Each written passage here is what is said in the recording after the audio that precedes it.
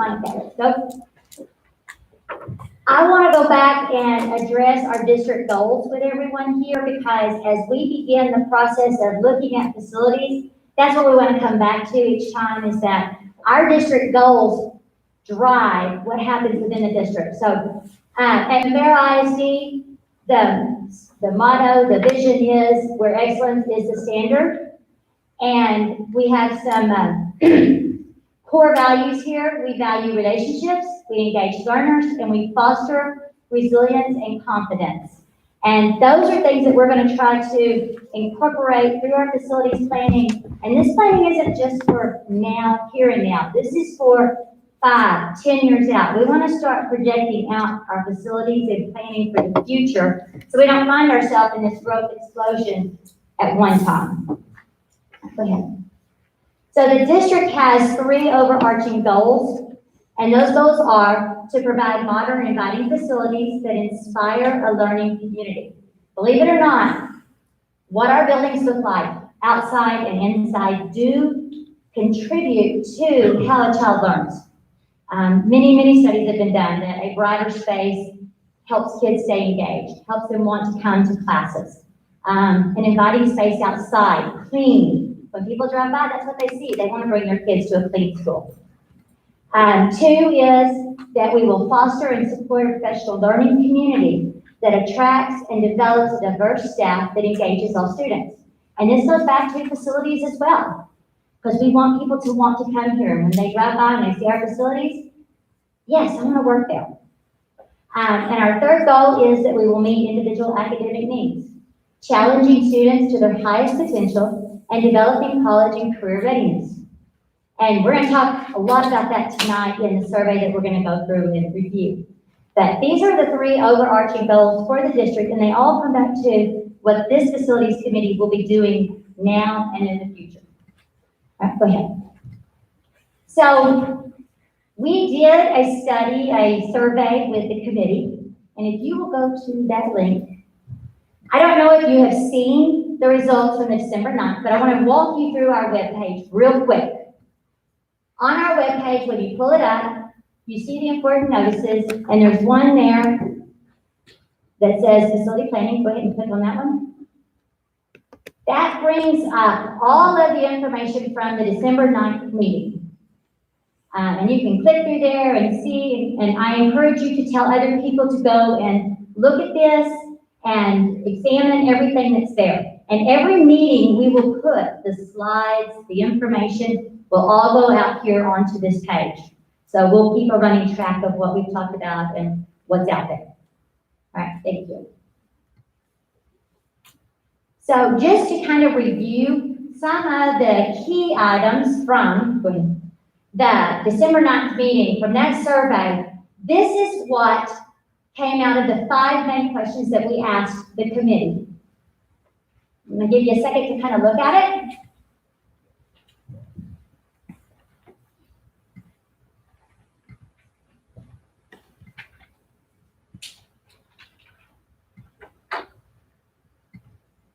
So if you look at the very first one, what should we consider building, you see overwhelmingly the high school was the building that most people stated that they would like to have built.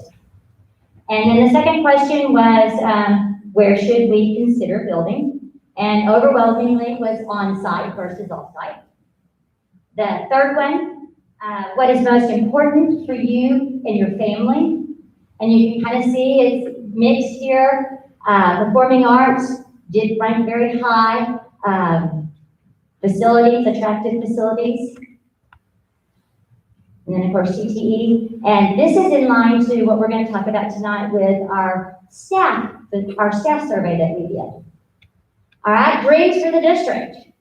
When you see the dreams for the district, of course, new stadium and athletic facilities did rank the highest, and then you have some others in there too. And then safety and security needs, and you can see roads are definitely up there. We know the roads are in bad shape. There's potholes. We know they get a lot of traffic and a lot of use.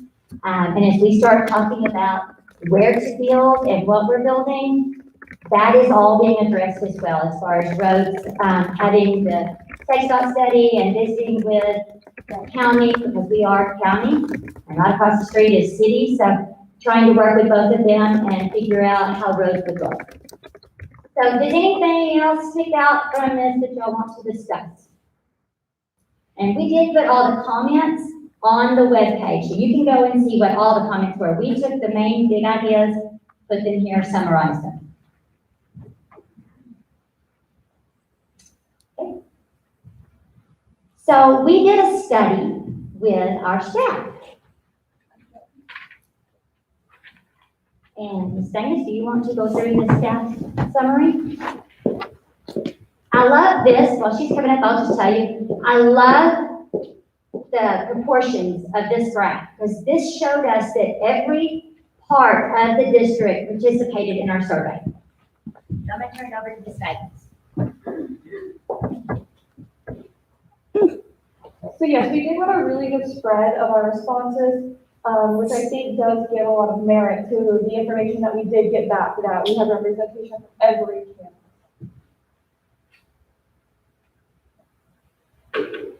One of the first things we asked on the survey was what building, based on the information presented, we presented the same information that was here at the community meeting, and asked what they thought we should build. And out of the 119 responses, 16 did say we should build an elementary, 1 said an intermediate, 29 said a junior high, and an overwhelming 71 did say high school. So they, for the most part, they really are all in agreement with the same kind of information that we found out at our last community meeting. A lot of our staff survey was open-ended questions. So I went and copied all of the answers, and it came out into 38 pages of commentary. So it is a lot. So I tried to summarize what our staff said and pull some of the quotes that I thought really embodied a good percentage of everything that was presented. Of course, every person has individual thoughts, so this is just some of them. But I thought this gave a really good spread of our teachers caring about our special ed and our support staff and our special population, our ESL, and all of those things that we need on the daily, and all of the things that go with having more growth, more kids, more needs. And they said a lot of things also about technology upgrades that were needed, and a lot of things about safety and security in general. And we'll get on to that in more in a moment. I'll give you all a second to read some of these. There are a lot.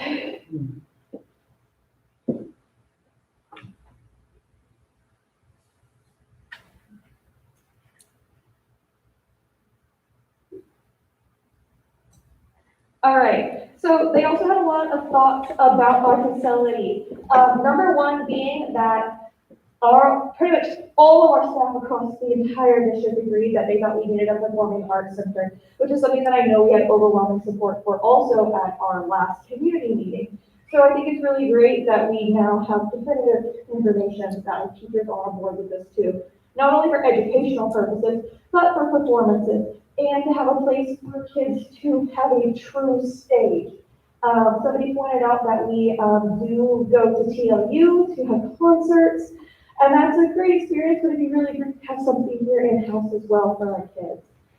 A lot of people said that we needed to just update our facilities to measure up to people in our surrounding area. And that doesn't always necessarily mean a new school, which is what we had a lot of comments about, but upgrading and the upkeep and keeping everything modernized in all of our campuses is really important.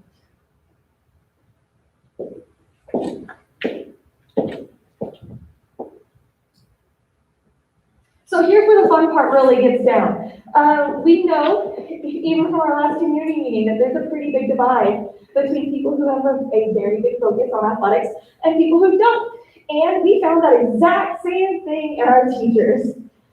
So what we have here on this first slide is some of the comments that I thought truly showed a lot of thoughts and feelings of people who were not necessarily concerned about athletics and our fields and any of those facilities. They made some good points about wanting to focus on other things, other curriculars, extracurriculars, and also maybe building new things, such as an ROTC program, which we have looked into. However, there's a lot of things that go with that people don't know, such as we have to have 60 kids enrolled, and we have to have a designated space for that is exclusively ROTC. And we are doing good to have spaces for the current extracurriculars that we have. So there are a lot of things that go with building new programs that we have to think about as we move forward. So judging that interest really is our number one. While it is a great idea, we have to make sure that we're going to have the kids to sustain that. So it's just some of those things that we really want to find out who wants what and what we can do for our kids to make them the most prepared.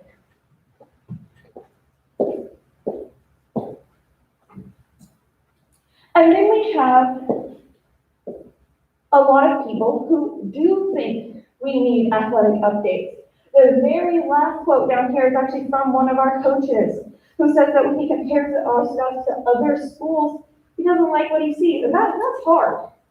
So we know that there are some things that probably need to be done, but we have to find that middle ground. And that's something that hopefully this committee can help us do, is find the middle ground between giving all kids the facilities that they deserve without focusing on one extracurricular more than the others, but also meeting some of these desires that people have. One thing that gets brought up a lot is an indoor facility, and as somebody pointed out, is for girls and boys, not just football. So if we have something indoors, it could be a multi-use space. And I know that was something that was brought up at the last community meeting as well.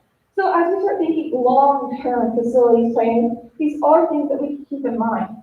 And we just need to know what is a priority for our staff, for our town, and for our kids.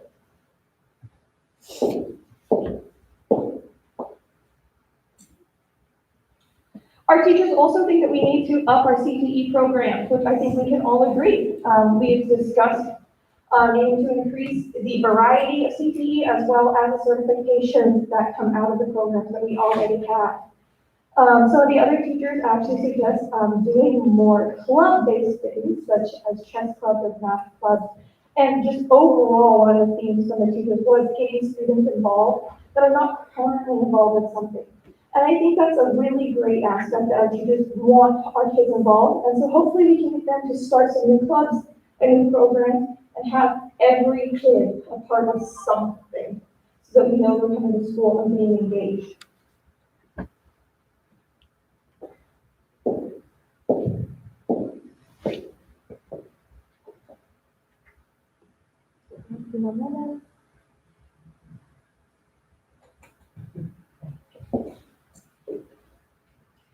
Another theme that was brought up was outdoor spaces. This was brought up at our last community meeting as well. And so these are just some thoughts from teachers about utilizing outdoor spaces and why they are important. So as we look for facility planning for the future, we know that we definitely want to find ways to incorporate this because it is something that we know our teachers will utilize. I mean, we can just, I guess they're not all out here right now, but this is one of our great outdoor spaces that is utilized very often for the end of the year. So we know that teachers will utilize it if we have a safe and proper space for them to go.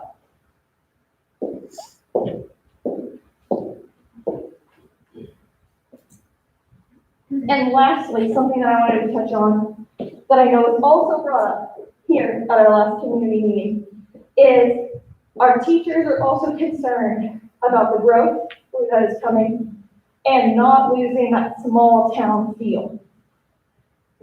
And we know that that's very important. And here's where I would like to turn over an opportunity for y'all. If you wanted to think to yourself or brainstorm with a partner, see if you can articulate what is the small town feel. We know what it is when we're experiencing it. We know it's something we like, but what is it? And if anyone has any thoughts, raise your hand. I'll move it. As a teacher, I normally say yes, ma'am, no, sir. Okay, so kids being polite, Yes, being engaged. being polite. Yes, I agree. As a substitute teacher, we have lots of children that have lost their manners. A lot. Yo, No, yes, ma'am, no, ma'am, no, sir. I would say for me, small town feel means like they, recognize my kids in third, first, second, third grade, the teachers in high school already who have these kids work. You wouldn't necessarily get that in a really large high school or a large community. But here, I mean, they kind of know everybody coming out of the pipe. I mean, they really do with kids. And I am taking notes, so go right ahead. Yeah, familiarity, I guess, with the student body. Yeah, absolutely. Well, it's where your kids grow up together, they play Little League together, Yeah. you know, they play all the sports together, which is a challenge to begin with, because you have kids coming from the Seguin, ETJ, the Broncos, and San Marcos ETJs. I mean, it's a challenge to begin with. Keeping the class numbers small.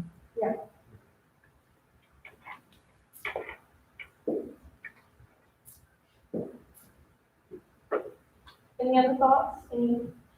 Maybe you're reflecting on favorite memories? Yes, ma'am. Big school is one feeder, like, we're not having two junior high students in one high school, we're not having the elementary students. It's one feeder for all of the schools, which is, that's a small town. Absolutely. Small town also, a lot of the families still have their core values. They still expect their children to act and behave certain ways for the most part. And you don't necessarily get that when you go to other districts. That's one of them, we have that now with social media, where you can hide behind the computer, but that's what starts to happen when you get outside of the bigger school, they can go off and trying to hide. I think the small people who know about, that everybody can feel at home, and they can speak to each other, they don't have to hide in the front, and they can be with their friends and not have to, and not have to hide. Absolutely. I think when they use one word or a group of words, you can say culture or you can say pride. School pride in a small town is huge. I don't care how big we get, we've got to have pride in the area, period. Absolutely, and I know that's something that every one of our schools are working on. And keeping going. Well, I think to add on to that, we do have, she was mentioning that, feeding one school into the other one, and you do automatically get that pride going into that, and then I think what then transpires with the kids is you have that accountability, because those communities are solid, and those kids are gonna be accountable, and other parents are gonna be watching out for your kids, and when they make a mistake, and it takes a village to raise kids these days, so having that, small town gives us accountability to those children as well. Let me just add in there, if you're Zooming with us, you can add it to the chat box and I will pick up those and add them to my list. What's really neat too for this small school district is when you have a lot of teachers that are coming to the school district that were actually alumni of Navarro. There's a lot of teachers that are hired on because they're from this community and they take pride in it. Yeah, absolutely. Okay. We're losing that farming aspect too as we grow, we're getting less and less country area and the kids. I think it was last year or the year before where the seniors all drove their tractor. Yeah. We're not gonna be able to do that. That's what we're about. Oh, I think it's keeping that sense of community.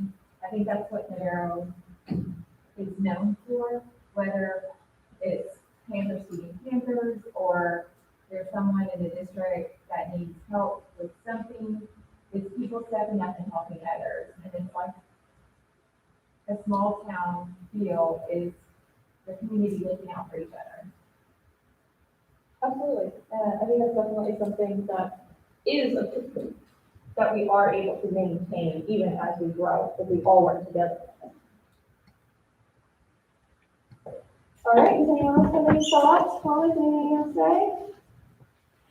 say? My family included, even when we chose this school district, we put money around the US. We chose Navarro because of the small town community feel. It's a great school, and it's a rated school, and it's got great athletics, and that's why a lot of people choose. And my son could have played football anywhere, but we chose Navarro because it's a great school, and it's athletic programs, and it's small. All the kids that are playing get a chance to play. Okay, And then multiple sports. Bigger schools that start specializing, kids go off and in different directions, and you lose that. absolutely. And I think this is definitely really great feedback. Don't expect this to be the last time you'll hear me ask this question, or a lot of these questions, because we are going to keep asking for this. The growth is coming, and Michelle's going to address that. So these are all the things we want to keep in mind and figure out how do we hold on to that small town feel. Because we want it, but at the same time, we can't quite convince these builders from stop building these houses. Definitely. It's coming, but we want to try to keep the culture that we have here. We want to try to keep the culture and build that culture of a small town. Because that's one thing that came out in the staff survey, was keeping that small town. That is something that I've heard many people from the community say. Having that presence of expecting excellence, but yet with a small town feel. And so we're going to work at keeping that as we grow. All right, go ahead. So taking the two surveys from the community and then the staff, we put them together, we merged them, and we came up with some big ideas. There were 6 overlapping big ideas that came out of the survey. The first one was to build a high school with a performing arts center, and then to reconfigure grade levels so that we could utilize the campuses that we do have and utilize all of our facilities to its best. To try to find land near the current school, but also to start buying land for future use. Academics needs to be made the priority. Increase CTE dual credit offerings. Offer extracurriculars, fine arts, FFA, athletics, and clubs. And I will tell you, one of the things coming in this year, we wanted to have clubs after school, but COVID kind of turned that upside down on us as we started planning for clubs. But I had great conversations with all of the administrators, and every one of them had these ideas for various clubs that we're trying to start right now. Not very many takers on them. Next year, hopefully, we'll be able to grow them. One thing that I realized that we lack, and even when I went through the interview process for this position, was we don't have a robotics club. It doesn't exist, and we're one of very few schools that don't have robotics with technology the way it is. And that's grown from the littles all the way up. And I had a little boy in my office drawing on my board yesterday, and he was talking about Minecraft and how they play with Legos in his classroom, and they're taking them and talking about Minecraft with these Legos. And I went, "You're using Legos in your classroom?" He's in kindergarten. Yes, oh, great. Because there's a Lego robotics, and then you build on that, and you build that up. So we've had those conversations. That's coming down the pipeline. That will be something next year. That is one of our goals to have, is a robotics piece to our curriculum. So just know we are working, we are aware we need clubs, and we're working on them. Create a safer environment, increase security cameras, lighting, fencing, all of those areas. Try to see about SROs. We do have the sheriff's department that comes in and works with our district. So these are the 6 big ideas from those 2 surveys that we came up with, and that's what we're going to kind of focus our facilities planning on as we move forward. All right, go ahead. So, I know some people have asked me, are we doing a bond election in May? Well, at our January board meeting, there was a discussion about that May versus November election, and it was decided that we would not do a May election, that we would go out for a bond in the November election. That sets the timeline for us. So we know that by August the 16th, we have to call that and move forward with that. That gives us some time to make sure that the housing we're told is coming in is really coming in, which I know we see the houses coming up, but it gives us some time to make sure. And we'll be ready for it. All right, go ahead. So, talking about homes. December 9th, we had our meeting. I told you at that time that we had 5,157 homes being built. I met with some gentlemen, actually alumni from this district, and actually have kids in the district now, that told me we have 2,414 additional homes coming in with 6 new developments. So that is a total of 7,571 homes coming in. I updated our map over here. The purple, we knew about and were able to get that from the printer. And then my meeting last week, some of that is in black that I learned about that's brand new. So take a look at the map. You'll see where they're going. Most of the housing development is going to the south of us. So knowing that, I've started looking at land. Yes, I'm working on land. I can tell you land is at $20,000 to $40,000 an acre. High. Most people don't want to sell to a school when they can sell to a developer that's going to give them a whole lot more money and put houses on there. So, working with the developments, I have visited with several home developments, in the process of talking with them. Mr. Pools owns the land over here, across the street from us. Ideal location. I have contacted him. I have had conversations with him. He did not tell me no. He did not tell me yes. He wanted to say no. I will tell everybody that. He wanted to say no. What he did say was, I definitely don't want to sell you 90 acres, which is what I asked for high school. I do not want to sell you anything on the frontage of 123. His land connects over here to Link Road, and he told me to go visit with Wilford Bartotzowitz. And if Wilford was willing to deal with me, to call him back and have a conversation with him. Okay. Well, I went and met with Wilford Bartotzowitz and had a great conversation with him. Loved talking to him, learned a lot, got to share a lot of stories with each other, but he is willing to work with that district. He is willing to work with us. So now we've gone back to Mr. Pools, and that's where we are. Don't know if it will pan out, but that's where we are. And I'm excited, but I'm not going to get my feelings hurt and get too excited, so I'm kind of just low-key right now. But our next venture is for Wilford and I to sit down with Lonnie Pools and have a conversation with him, see if we can work something out. In the meantime, we are still looking at land, mainly to the north of us, because it is underdeveloped right now. So we're looking. If you hear somebody that wants to sell land, or somebody in here wants to sell land, I'm looking, the district is looking, and I will be happy to entertain conversations with you. And share that with anybody who knows that might have land. But this is where we are. All right. Ready to do an activity? Y'all ready to do an activity? Oh, come on. We are going to do an activity with adjectives, and I'm going to let Ms. Magnus share with you what you're going to do.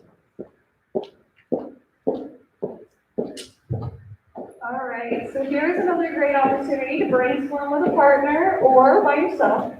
But we are going to take your input here and input that we received from everyone else that we asked this question to. When you think of Navarro as a school district, as a community, as our town, what adjectives do you come up with? We are going to use these to start building out a concept of who we are. And we're going to create a really cool word cloud like this. And here's some great examples of adjectives. And so take a minute to think on that. And you have multiple. You can talk about specifically your school district and get specific enough about a school if you have something in mind. Please designate if you're talking about a school in particular. And we just want to see what y'all come up with when you think Because you know this is your town. You know this is the place you've been when your kids are growing up. But what is it that you think of when you think of your town? Why did you move here? Why did you bring your child here to this school? And all of the things that you think of when you think of school in general. Positive, negative, we want to know so that we can have a foundation to build off of. So take a few minutes. We have multiple sticky notes. If you need more, just holler. And for everyone on Zoom, you can put them in the chat box, and we will collect those as well and add them. However you'd like to do it. If you want to put a separate word on every one, that's great too. Now, this is just like a classroom, so this is your exit ticket when you get ready to leave. You're gonna have something to put up on the paper, so this is your exit ticket. You can talk with a neighbor if you want to, or collaborate, but. Does anybody need something to write with? I can go get. I can go get them too. Lots more sticky notes if y'all need more.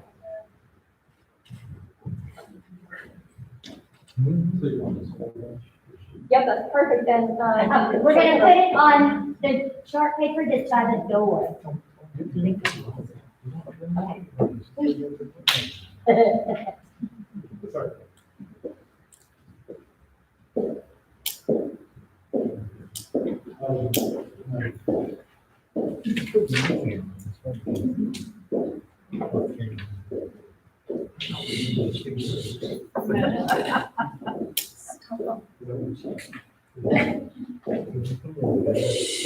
got any good ideas over here, my professional educators? What do you guys want to say? What do you think of when you think of Adjectives for your campus? Well, I think our campus is innovative. I think that they're trying to do a lot of things, thinking outside the box right now, and they're conscientious because we aren't able to serve our community as much as we want to.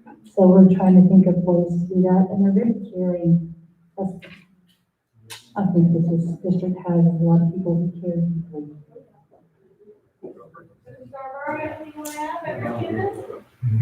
Well, we did something similar to help me get to know the campus back in August, and one of the traits that kept coming up over and over again is it's the model of the district that's true to the high expectations.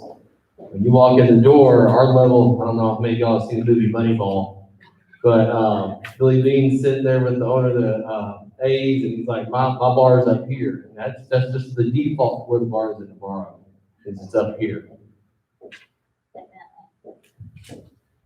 Alright, so while she's making her way back up here, Jim reminded me that I probably could tell you how many acres I'm looking for, instead of just telling you I'm looking for land. So, for an elementary school, you need about 15 to 20 acres for an elementary school. For a junior high, anywhere from 40 to 50 acres. High school, ideally 90 to 100 acres. You can do it on 75. It just depends on how you want to configure it. So right now, I'm looking for a minimum of about 75 acres. And if we're going to build a high school. So that's kind of what I'm looking at the present time. Yes, sir? What's our current acreage on all the campuses right now across the intermediate, elementary, high school, do you know? Robbie, do you know that answer? Do not have that. I do not know. I can maybe find it. Okay. Paul is my internet person. He's going to check me. Check it out. County. It's a good question. I do not know. Knowing that we want to put a performing arts center on, we'll need a larger high school than what we currently have. But we want to combine all of our classes and put a CTE wing, because right now we have all of our classes out in portables. And so having all that, we know we're going to have to go larger than what we have. I will say that some of the things that even Lane Pools talked to me about was build your high school somewhere else. Build it away from this corner. I'm worried about traffic. And the one thing I explained to him were two reasons why we wanted to put the school here. First of all, I have heard from community members since I got here that the school district is the heart of Geronimo. It's what builds the community. It is part of the community. So if we move it, we're ripping that piece out of the community. The second thing I told him was, with our high school and our junior high, we share approximately 8 teachers. That means if I put a high school somewhere further away, I have to hire 8 more staff members. That raises our M&O because 85% of our budget goes towards salaries. So knowing that, cost effectiveness is to still share. Ideally, yes, we would like to get away from sharing staff. I do agree, but right now, looking at the bigger picture, it's cost effective to have it there. Yes, ma'am? 61.88 acres. 61.8 acres. Plus another 16 back behind, that the intermediate is sitting on. So, Okay, so that's almost 80 acres. Yes, ma'am? If we would build a high school on the other side of the road or whatever, here, and you can junior high students go from high school for Spanish, German, ESL, are they gonna still be able to do that considering it's across the other? Our staff would travel, not our students. Our staff would take care of that. Yes. And I think doing something like that would again take away from small towns. Small towns, you share, it's exciting for junior high kids to go to high school. I mean, they enjoy the heck out of it. So to take that away, it's like, oh, we're in another big school, you only send one bill. They would still have a high school teacher. And we would have to work that out. I have to agree with her. A lot of these little kids, they really do look forward to seeing their friends, their siblings' friends. You are known throughout. I've had a child in one class and they are known all the way down. They're all graduated and the kid is coming up, my youngest, and everybody knows who he is. I totally agree. And They that's all something we support can that. work out as we move forward in the progress. It will all come down to where we get land and where it's built and how the roads look.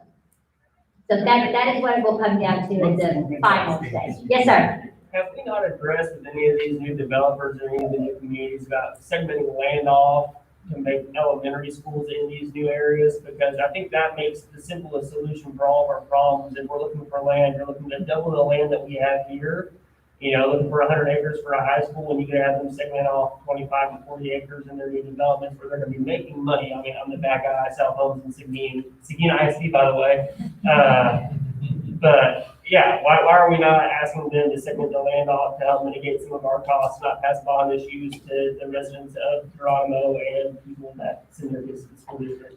We have asked them. We have. I have been visiting with them. The ones that were already here, I've gone back to.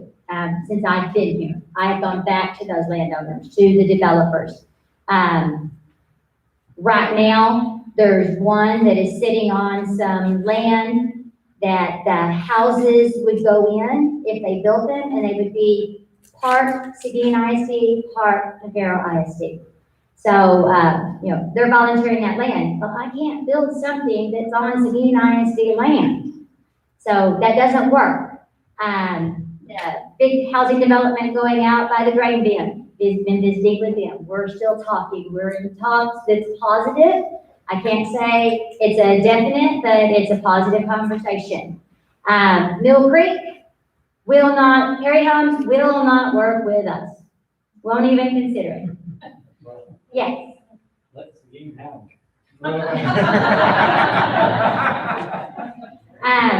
Some of the newer ones going in, there's one on the map that's about 1,200 homes off of Rudolph Road. I've had conversations with them. We're in the talks with that. They would not go above 15 acres. That was their max that they would donate or sell to us at a reasonable cost was 15 acres. And so we're still having those conversations. I'm not turning anything down. If they want to offer 10 acres, I'll say yes, and we'll figure out what we're going to do. So we are looking. We're definitely looking at every place, every community coming in, but most of them, you can sell a home, build a home, sell it, make more money than you can selling to a school. Although I keep pushing the community school. So Yes, sir. Take their 15 acres to park the buses over there. Not a bad idea. Everything is negotiable, everything. All right, moving on. Oh, Hank, you got a question? The reason I'm saying that, if they don't have any problem selling the homes that it is, because they can get more money for the homes there, they're not having problems selling them. And so they don't have to have too many incentives, but one incentive would be to have an elementary effect, but they don't have to worry about that incentive because people are, buying them up. Exactly. And I encourage you to drive around, see where these homes are. Start driving around. On 46, Lily Springs has already put up 2 homes. I think it's really gonna be their model homes. But they went up quick, guys, real quick. Navarro Oaks in September had about 35 homes finished. And now they're beginning on their second phase. They're already laying concrete down. It's amazing, and they all say sold on them. They're not lived in yet, but they say sold. And so they're selling just as quick as they can get them built, pretty much, and sometimes before they're built. Yes, ma'am. I was just gonna say, for some of the new people, the board and we actually had been looking at that for several years, knowing that a lot of the development, in other districts anchor it with an elementary school or whatever, and so we sort of pushed Ms. Carter to do that. And she only had one, developer put her up on it, but even that developer wanted to charge like 3 times what the land was worth. So they know they can sell the home, and they don't need it, like, Nick was saying, as an incentive. So they're willing to sell it to you sometimes, but it's just gonna be at a very, very high rate. And that's the problem that I run into, but I can be pretty persuasive, so we're working on it. Don't get me wrong, we are working on it. Yes, sir. Not to get in the weeds with the financials, but if we have 8,000 new home families coming in, what is that gonna do to our tax base? Where we're, we may be raising a bond, but now we have more people to support that. Potentially, even, all right, I'll let you answer. We've had these conversations, numerous times. before, and I'm Paul Newhoff, the CFO, in case you don't know. And all my kids went here too, graduated, so I'm feeling all the same things you are, because I really like the small feel, and it's going to change, unfortunately, with all these houses coming.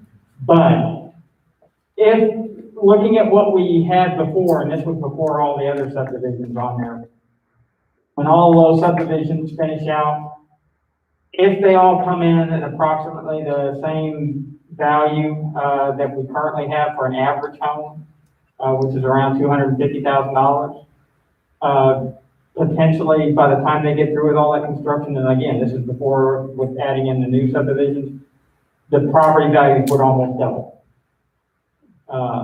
in that time frame. So yes, you're absolutely correct. Over time, that whatever we sell as a bond, that's going to come down, and it's going to give us more opportunity to be able to borrow additionally money as they're coming in. But remember too, we also lag. All those houses that have been finished now, they're not on the rolls yet, and their kids are going to show up to school. So next year they'll be on the rolls, and they'll be part of that tax base. But they're always behind, and until those houses aren't up on January 1, we don't see them yet.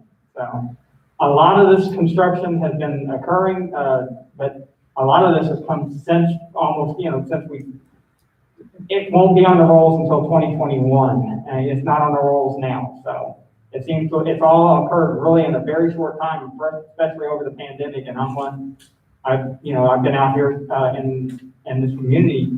I've been living in skiing my whole life, but I've never ever expected to see what I'm seeing now. I have to be really honest. I've been amazed at how many houses and how many farmers have decided to sell out here, and it's really surprised me. So I think it surprised all of us. I don't know if y'all do, but it really has surprised me about who's been willing to sell and where they are. And I live off Cordova Road now, and I'm scared to death of what Cordova Road is going to look like until the county makes it 5 lanes, which I still haven't figured out how they're going to make it 5 lanes, but they have a plan. So It's gonna be interesting, that things are gonna just change, and we're trying to adapt and grow with it as we go. But yeah, you're absolutely right, property values are gonna, and projected, if it all stays like it is, almost all those homes are being priced around $250,000. So, you know, if they come in at that value, they should stay at that value or go up, then we're looking at doubling at least. But it's not just about homes either. Yes, you can run a district off of rooftops, but it's not just about homes. It's also about industry. And I had a great conversation with Wilford, talked about industries and what we can do to bring some industries in. I visited with the Seguin ETJ. I visited with the New Brunsville and bringing in people. And somebody is currently looking at something out by the airport that is in our district. So that's awesome. I'm glad to hear that. Don't know if it'll pan out, but excited. There are a couple of other businesses that are being talked about, some things coming in that would help with the tax base as well.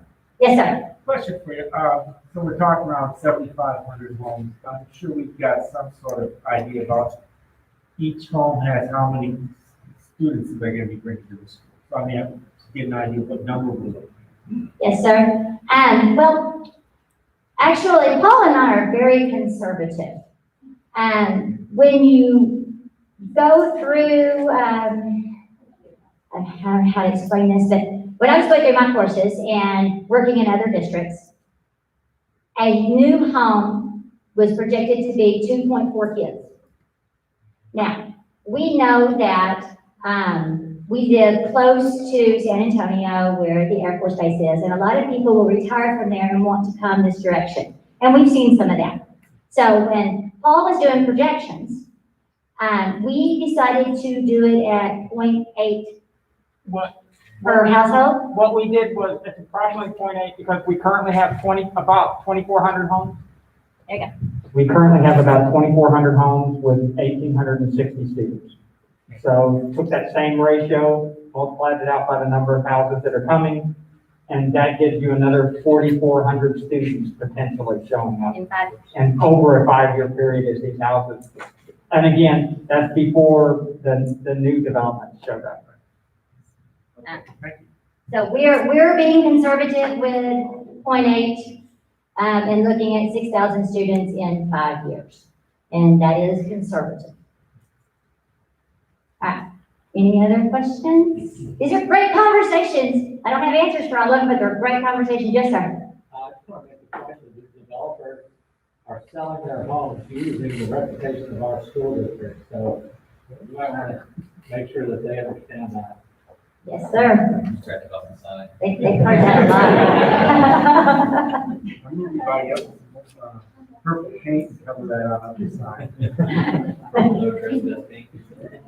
We are talking, and I'll be very honest, it also takes a good community to talk as well. So, you being out there talking to various people, and they're hearing that, we need land. We're going to be having an influx of students. And the houses that the developers are building, the developers should be working with us.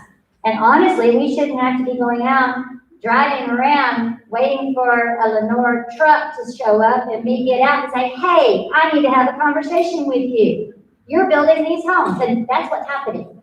They should be coming to us and saying, we're fixing to build these homes, what can we do to help you? But instead, it's us going out and knocking on doors or land and saying, we gotta talk, this can't be happening. Whenever you want a bunch of kids to go with you, we can always help kids. Great idea, we might take some kids. Take the band. Great idea. We'll get them all involved. Ms. Russell, I got some questions. Yes, ma'am. When you talk to industries, did Dan and Peggy Davis wanted to know if you have talked about any retail businesses for our school, within our school district bounds? I have heard of a couple of retail businesses, have not been promised anything, but there are talks of some retail businesses. There's a talk of a strip center going in at 46 and Cordova on that side, is that right? Yes. Okay, I'm looking at Jim because he knows this. So there are some talks of smaller businesses, yes. And could you briefly reiterate how you estimated the 6,000 students within about 5 years? Currently, we have 2,400 homes, so I'm going by the appraisal district's information that they've given me in the past. We got 2,400 homes with 1,860 students. That same ratio, multiply that out by the number of new housing that's coming in. This was December numbers. And this was December numbers when I did this, and that adds an additional 4,400 students to the current 1,860. So that gets you to the 6,000, over 6,000. And again, the numbers, so we just doubled that since December, correct? So now your 6 is really 12? Now, we didn't double, we added about 2,400 new homes. Please don't give me a heart attack. I'm sorry. I do numbers and I didn't get there, and you had me worried for a second. Yes, we have these conversations in the afternoon, late afternoon, and we're both going, that's how we do this. You touched on something that I'd like. You need to talk to Seguin EDC about bringing industry here, because really, I don't know if any of y'all ever hear, what the Seguin High School football coach will say every now and then. Seguin's what does he say, one high school town or something like that? Which irritates the heck out of me, because I live in the city of Seguin. But, yeah, what is he in? One town, one school, which irritates the heck out of me, because I don't know, what is it, 25,000 population, and out of that, there's at least 1,000 households that are in Vivero. That irritates the heck out of me. In a similar way, how many jobs has Josh Schmeicher created in Vivero versus Seguin? And you look at what a wonderful job they've done, but I don't think any of those corporations are actually within the Vivero assets. You hit them hard on that. And Josh and I had those conversations. He is a great guy, he's great to talk to, and part of it is that most industries or businesses want to stay along the I-10 corridor or 46, because 123 isn't as well traveled. 123 is well traveled. But it's also where Seguin EDC owns land and they can make deals. So tell Josh to buy land in this area where they can make deals. Well, the good news I think about that is Seguin keeps extending its city limits out here. I mean, they've surrounded Geronimo almost. So I think eventually, no, that's city limits, not just the ETJ. Their city limits surrounds, it's not just ETJ anymore.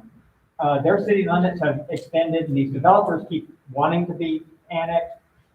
So I think eventually, as they expand this way, I'm hoping some of that industry will show up out here at SEDC, but let's face it, their focus is on the city of Seguin. So, yeah, and that tax base. So the good news is that they keep extending their city limits out here, and something's going to show up. Let's hope some more industry will show up. And I will say, that's something else that the community can help with. When you see people, we need industry, we need businesses out here. Something you probably need to know that you may not know is that the school board cannot go out and try to get industry to come in. That's not part of what they can do. And so, I know they've been criticized for that, I've heard it, and there are reasons for it. And if you read the school law, you find that out. But we can advocate for businesses and industries, and I encourage everybody in the community to do that. It takes a village to raise a child and to work in a school, and it takes a village to take care of the community. And everybody has to kind of work together. All right. So let's talk about next steps. We've had surveys done. We know now that overwhelmingly the community, the teachers, everybody agrees that we should look at building a high school when we expand. So our next meeting will be March 10th. And that meeting, I'm going to call a workshop because we're going to work. We're going to discuss wants and needs at each campus. So what's basically going to happen, and I'm hoping that you're going to invite some people to come. I'm going to try to get all the teachers to come that are available. What we're going to do is have our administrators here. We're going to block off into different campuses. We'll have athletics here. We'll have fine arts here. And then we're going to ask community members to go to those tables and talk about what are the wants. Everything's on the table. What are the wants? And then to prioritize those into needs. Because We don't have unlimited amount of money, we got unlimited amount of houses, but not money. So as we start to prioritize, what do we need? And the one thing that I will tell you is, the board is not looking at just a high school. We know there are some things that need to be done on every campus. There are some fixes that need to be made. There are some activities that need to be grown. So we will look at that, and that's why we're going to divide out and look at every campus. And let's see what we can include with a bond. Does that make sense? So invite your friends. We will do it through Zoom. Be a little harder, but we will break out in little groups and have breakout groups through Zoom. So if you can't be here on the March 10th night, come by Zoom. That'll be great. But please get the word out that we want participation. We want everybody here that can possibly be here. All right? So as you exit on the doors leaving, there's white chart paper. Please take your exit ticket and place it on that chart paper as you leave.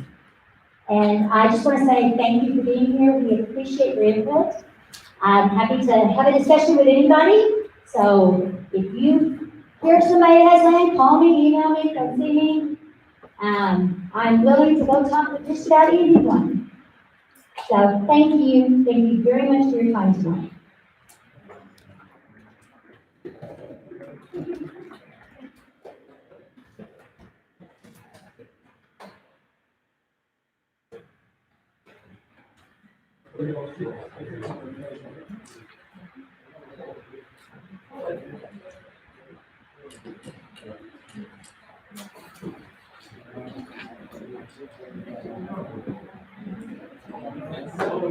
You walk here?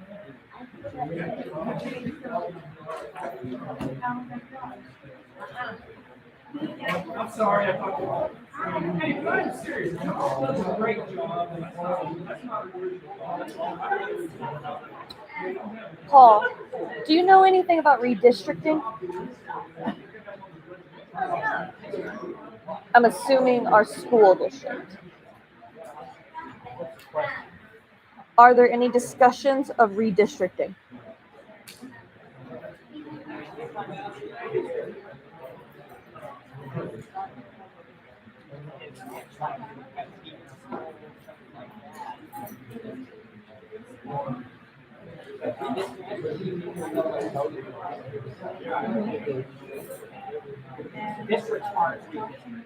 Okay. So our district as a whole cannot, they said we've heard rumors of redistricting certain neighborhoods to Seguin ISD. There has not been any discussion about that has to be by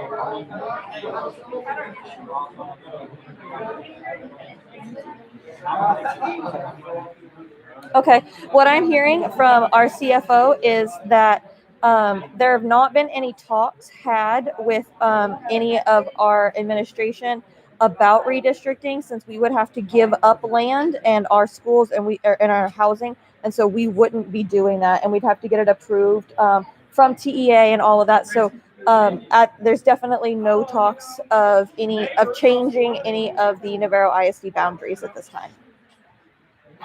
So please don't sell. The one I really don't want to sell is that land between us, and then they look at it. No problem. We live, there's a cliff behind us, so they have a higher elevation.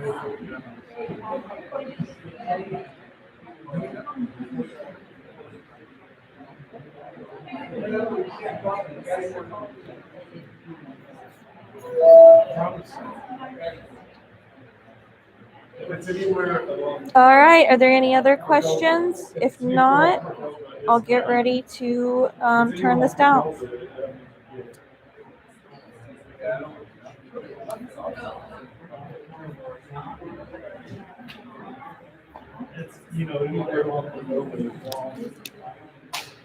For no, it's just one long row of houses. Well, and you know the story on that, that's that, NPO, whatever, that metropolitan plan. Oh, yeah. I mean, so it's gonna happen, but it's, the problem with those are, they just take a long time.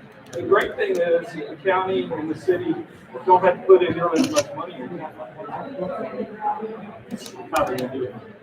The problem's that substation, or the big red barn, that's a big problem.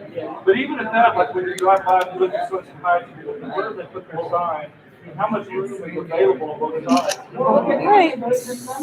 Where the house? I need to close this. So.